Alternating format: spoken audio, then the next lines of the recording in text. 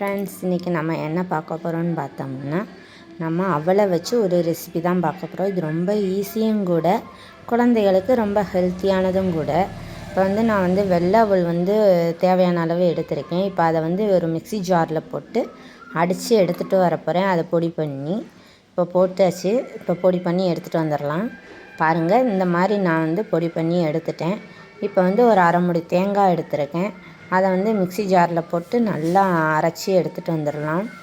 பாருங்கள், இந்த அளவுக்கு அரைச்சி எடுத்தாச்சு. இப்போ நம்ம என்ன செய்ய போகிறோம்னா, நம்ம அரைச்சி வச்சுருக்கோம் இல்லையா அவல், அதில் கொஞ்சமாக டேஸ்ட் எடுத்து கொடுக்குறதுக்காண்டி ஒரு சிட்டிகை உப்பு சேர்த்துருக்கேன். என்கிட்ட பாதாம் மிக்ஸ் இருந்துச்சு, அதனால் நான் போட்டிருக்கேன். அது ஆப்ஷனல் தான், உங்களுக்கு வேணும்னா போட்டுக்கோங்க, வேணாம்னா அதை ஸ்கிப் பண்ணிக்கலாம்.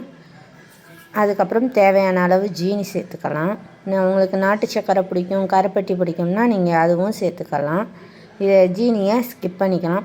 இப்போ எல்லாத்தையும் ஒன்றா மிக்ஸ் பண்ணி விட்டுக்கலாம். நல்லா ஒன்றோட ஒன்று கலக்கணும். அந்த மாதிரி கலந்து விட்டுக்கலாம். இப்போ பாருங்கள், கலந்தாச்சு. சுகர் சேர்க்குறேன்னா சுகர் சேர்த்து நல்லபடி எல்லாத்தையும் ஒன்றா கலந்து விடணும். இப்போ கலந்தாச்சு. இப்போ அடுத்து தேங்காய் அரைச்சி வச்சுருக்கோம் இல்லையா, தேங்காய் பூ, அதையும் போட்டு மிக்ஸ் பண்ணிக்கலாம். இப்போ எல்லாத்தையும் ஒன்றா போட்டு நல்லா ஒன்றோட ஒன்று கலக்கிற அளவுக்கு நல்லா மிக்ஸ் பண்ணி விட்டுக்கிட்டு கொஞ்சம் நெய் விட்டுக்கலாம். ஏன்னா அந்த மணம் நல்லா இருக்கும், ஹெல்த்தியானதும் கூட. அதனால் நான் ஒரு 2 ஸ்பூன் நெய் விட்டு இதை அப்படியே பிசைகிறேன். பிசைஞ்சு இப்போ உருண்டை பிடிக்கிற அளவுக்கு நம்மளுக்கு அந்த நெய்யும் அந்த ஜீனியும் மிக்ஸ் ஆகி வந்துடும். இப்போ உருண்டை பிடிச்சமாக்கும் இப்படி வரும். இதை நீங்கள் உருண்டையாகவும் பிடிச்சி வச்சுக்கலாம். இல்லை அப்படின்னு சொன்னால் அப்படியே பவுலில் போட்டு சாப்பிட்டுக்கலாம். குழந்தைகளுக்கு ரொம்ப நல்லது, ஹெல்த்தியானதும் கூட. இதை ஈவினிங் ஸ்நாக்ஸாகவும் கொடுக்கலாம், இல்லை ஸ்கூலுக்கு ஸ்நாக்ஸாகவும் வச்சு விடலாம். கெட்டு போகாது.